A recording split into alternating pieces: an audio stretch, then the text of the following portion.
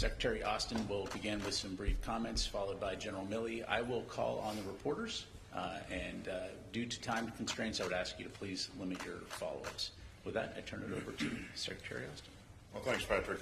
Good afternoon, everyone, and thanks for joining us today. We've just concluded our 9th meeting of the Ukraine Defense Contact Group. I'd like to thank Ukrainian Minister of Defense Reznikov and his team for once again joining us today. Now, next week the world will mark a grim milestone. It will have been a year since Russia invaded its peaceful neighbor, Ukraine. Our hearts are with the families of all the Ukrainian soldiers killed and wounded, fighting to defend their country, their sovereignty, and their fellow citizens. And we mourn alongside Ukrainian civilians who have lost children and parents and loved ones as Russia has deliberately attacked civilian targets. Russia has inflicted a year of tragedy and terror on Ukraine. But the people of Ukraine have inspired the world. We deeply admire the resilience of the Ukrainian people and their determination to defend their territory, their sovereignty, and their freedom. And nations of goodwill have rallied together to reject Putin's vision of world chaos, of a world of chaos where tyrants can trample borders and conquer their peaceful neighbors and break the rules of war. And that's what this contact group represents. Together we have made clear that we will support Ukraine's self-defense for the long haul. And we will move out with the urgency that the moment demands. Earlier this month, the United States announced another round of security assistance for Ukraine.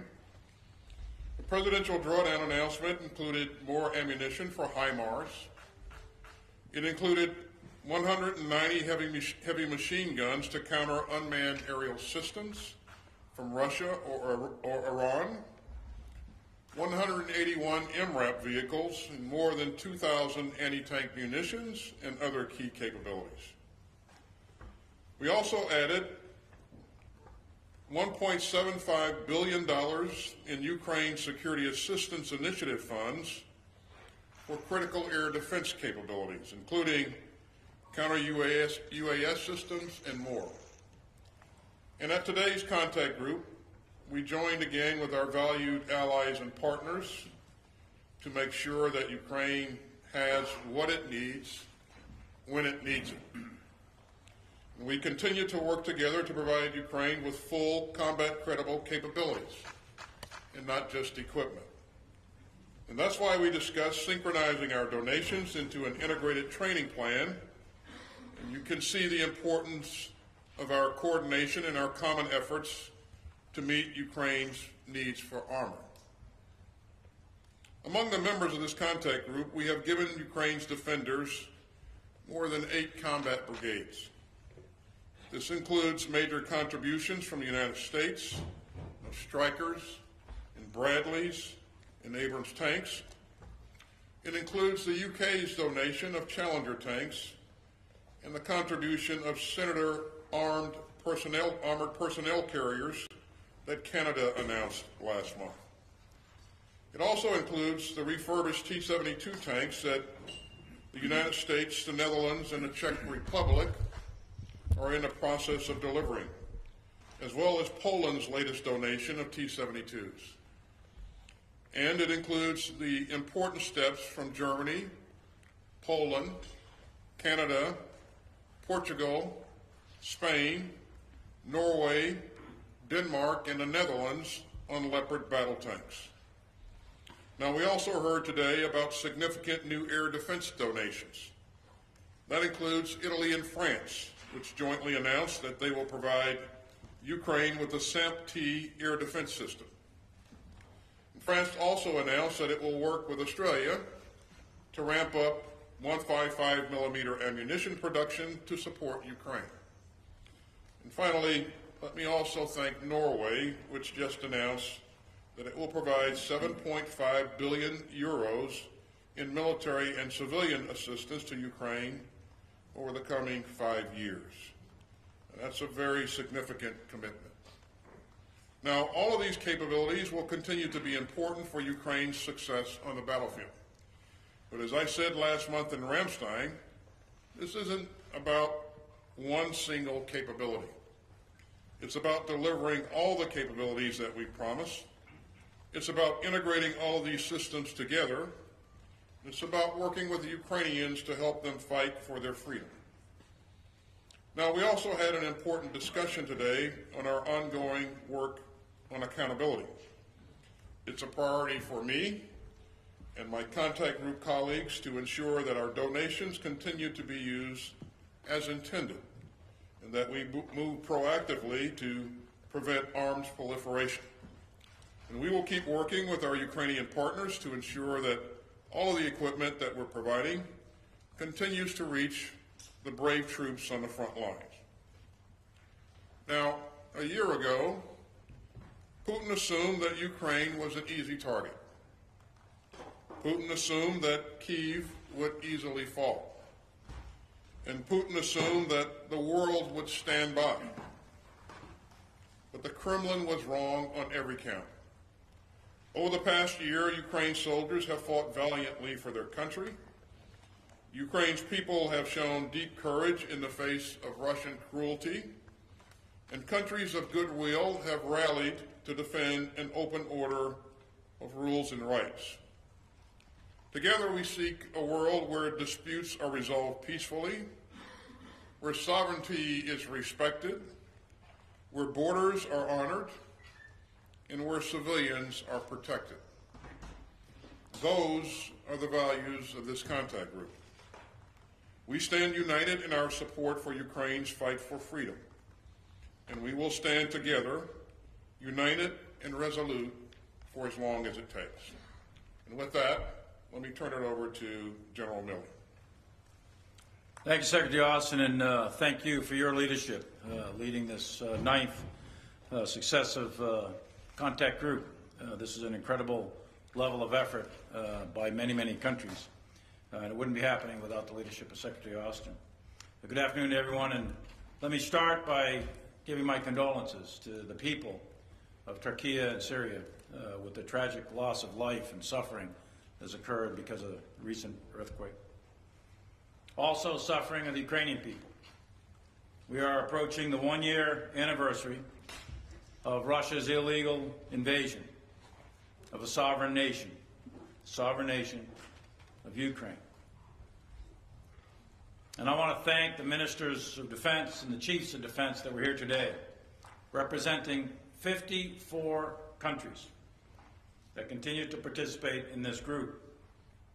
The actions of those leaders over the last year have contributed substantially with real effect on the battlefield, and they collectively have demonstrated unwavering commitment to the defense of Ukraine. And a special thank you to the Ukrainian Minister of Defense, Reznikov, and his Deputy Chad, General Moisuk, who continue to display exceptional leadership. And my friend, General Zaluzny, who is on the battlefield every day, leading his country's defense. 10 days from now is the one-year anniversary when Russia brutally, illegally, and in a completely unprovoked way invaded the sovereign nation of Ukraine. As the Secretary just pointed out, Putin thought he could defeat Ukraine quickly, fracture the NATO alliance, and act with impunity. He was wrong. Ukraine remains free. They remain independent. NATO in this coalition has never been stronger, and Russia is now a global pariah. And the world remains inspired by Ukrainian bravery and resilience. In short, Russia has lost. They've lost strategically, operationally, and tactically, and they are paying an enormous price on the battlefield. But until Putin ends his war of choice, the international community will continue to support Ukraine with the equipment and capabilities it needs to defend itself. Through this group, We are collectively supporting Ukraine's ability to defend its territory, protect its citizens, and liberate their occupied areas. In the face of a barbaric Russian invasion, Ukrainians remain resilient.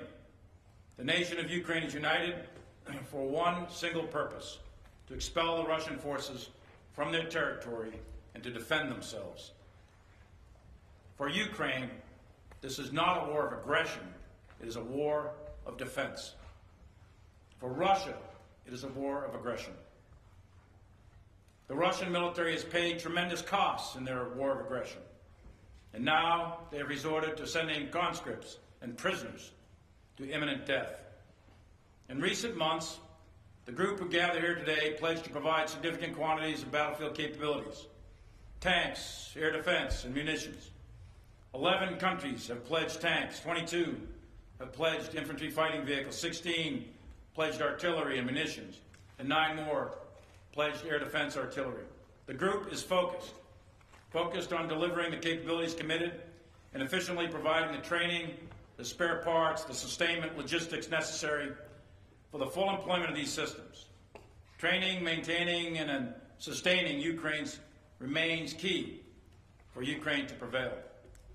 Throughout this war, Ukraine has showed incredible resourcefulness in how they integrate varied capabilities to adapt to the changing dynamics of this battlefield.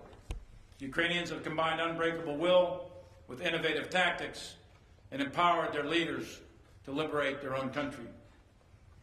Russia, on contrast, is waging a very costly war of attrition, while Ukraine is effectively leveraging their asymmetric advantages in order to defend itself. And the most important asymmetric advantage they have is courage, resilience, and tactical skill. This war is extremely dynamic, and Ukraine today is fighting while training and evolving for future operations. Ukraine will integrate recent commitments of armored vehicles, infantry fighting vehicles, and tanks with fires to achieve the effect of synchronized ground maneuver. While Russia has waged this war for far too long, they will not outlast the Ukrainian people, nor the group of allies and partners that met today. The purpose for the United States and allies, as said by our political leadership, is very simple. It's to uphold the rules-based international order, an order that rejects the idea that big, strong, powerful nations can attack other smaller countries, that borders shall not change just by the use of aggressive military force. This is the very underlying founding principle of the United Nations at the end of World War II. Ukraine does not stand alone. 54 countries met today to ensure that Ukraine can defend itself and the principles that guide international conduct, and those principles will be upheld. We will remain a unified coalition. We will continue to uphold the values of sovereignty and freedom, and we will continue to support Ukraine. Thank you, and I welcome your questions. We'll go first to Tarka, AP. Secretary Austin, you said earlier this is a crucial moment for Ukraine and that the Allies need to get air defenses and munitions into Ukraine now. What are you seeing from Russia that makes this moment different? And the NATO Secretary General has already warned that Ukraine is burning through munitions faster than a rate that the Allies can supply it. Will you at some point need to ask Ukraine to do more with less? And then for Chairman Milley, did one of the missiles fired at the Lake Huron object miss? And if so, what happened to that missile?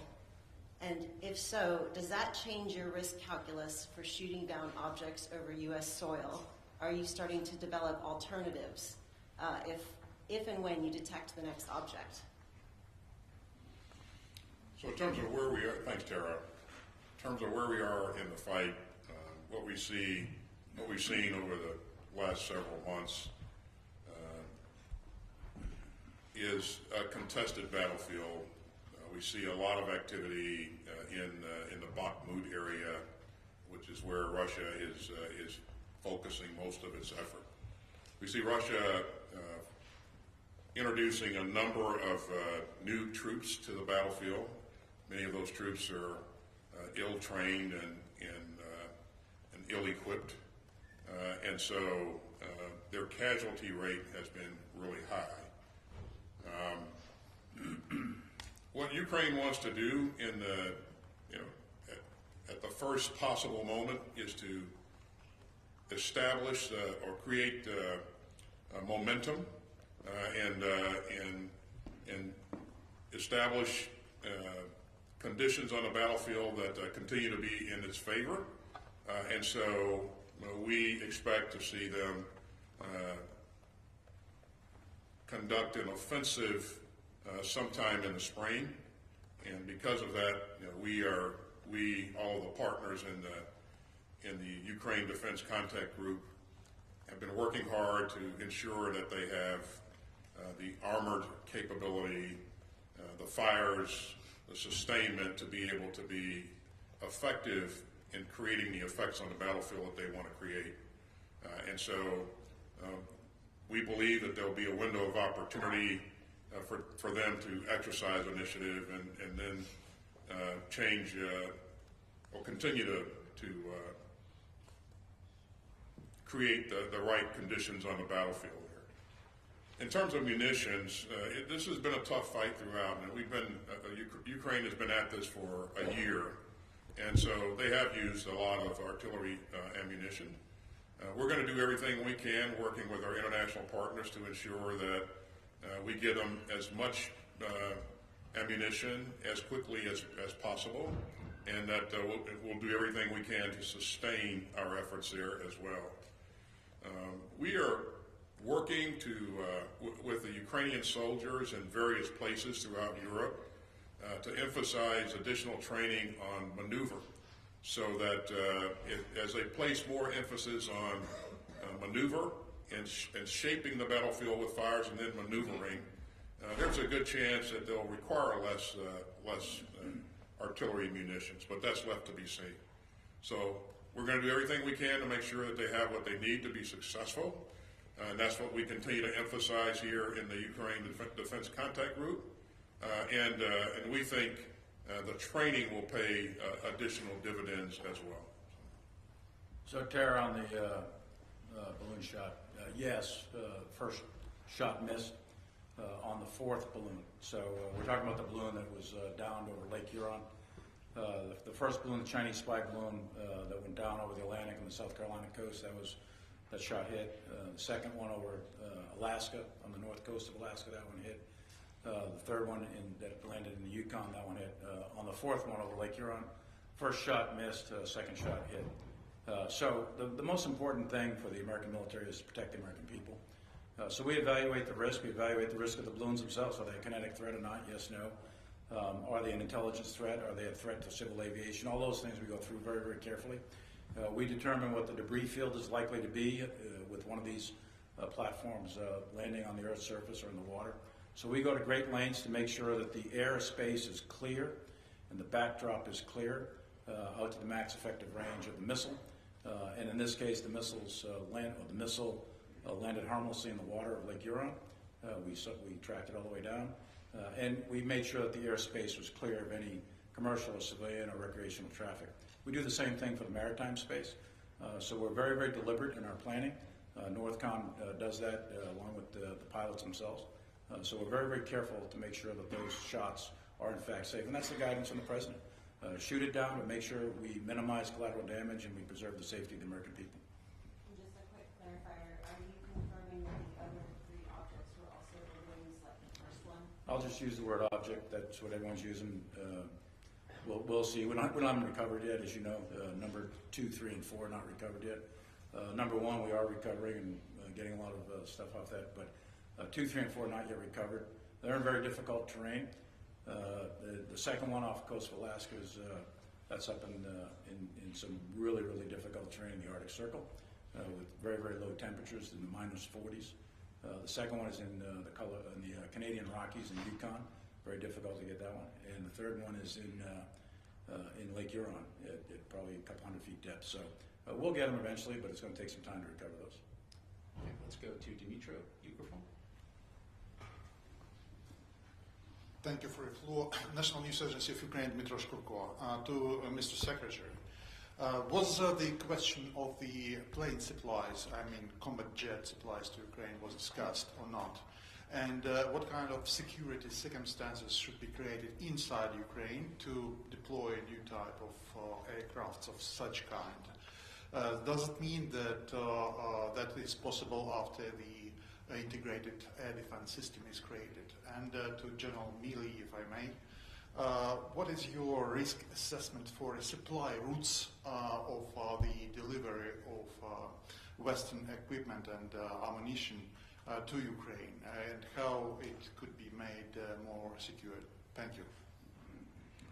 So on the issue of aircraft, I don't have any announcements to make on aircraft today. We're going to continue to work with Ukraine to address Ukraine's most pressing needs.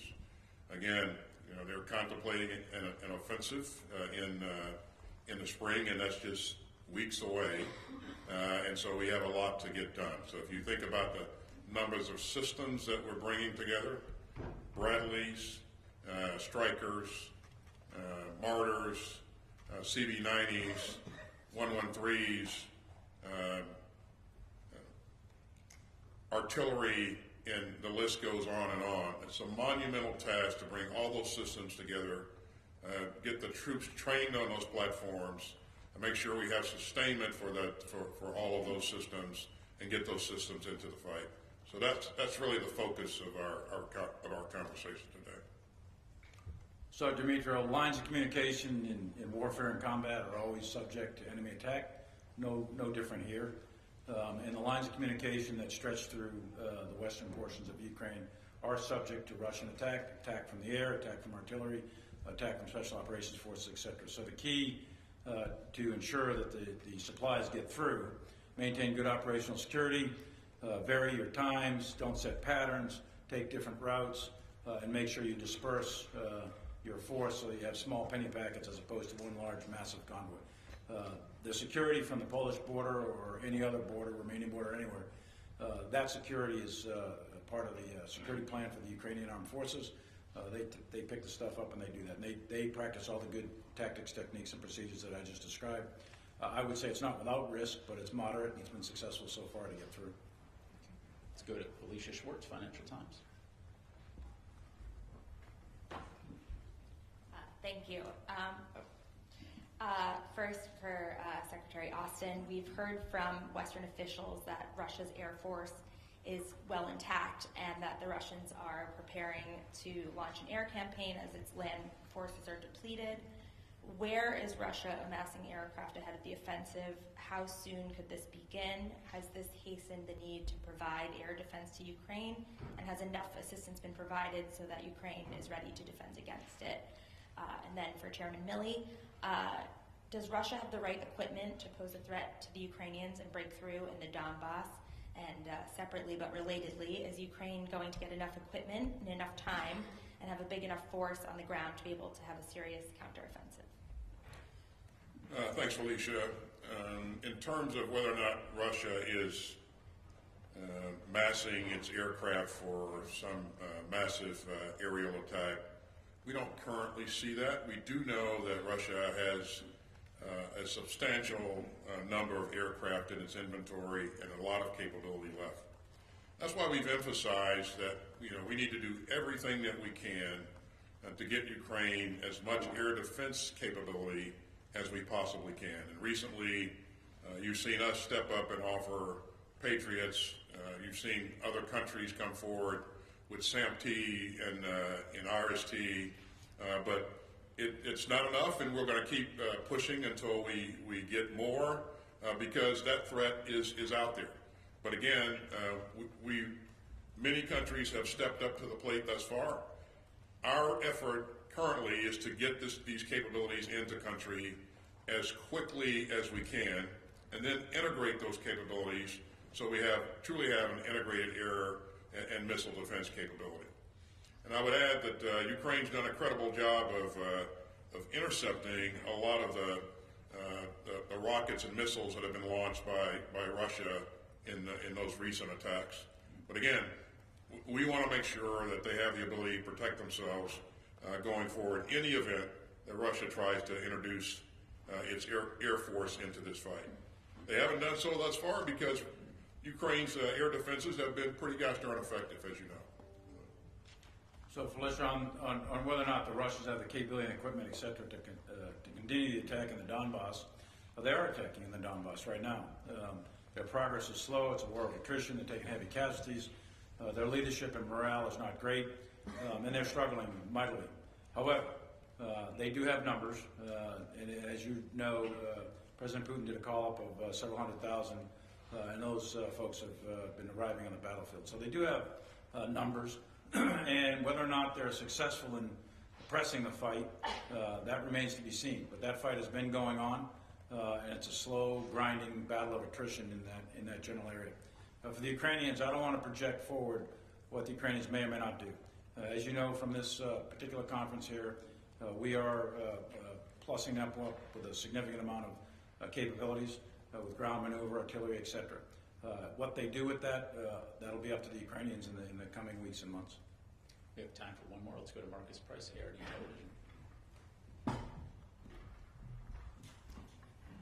Thank you very much.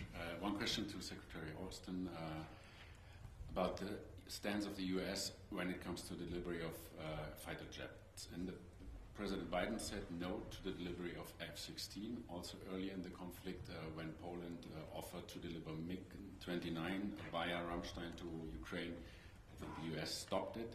Has this position evolved?